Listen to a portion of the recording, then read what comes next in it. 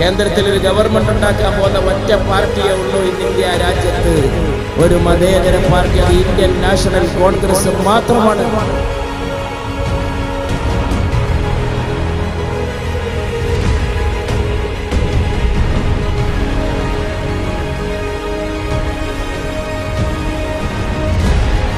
നമുക്ക് ഈ ഡൽഹിയിൽ ഈ 10 കൊല്ലത്തെ ഭരണത്തിന് അന്ത്യം കുറിച്ചേ പറ്റുള്ളൂ ഈ ഇലക്ഷനിൽ.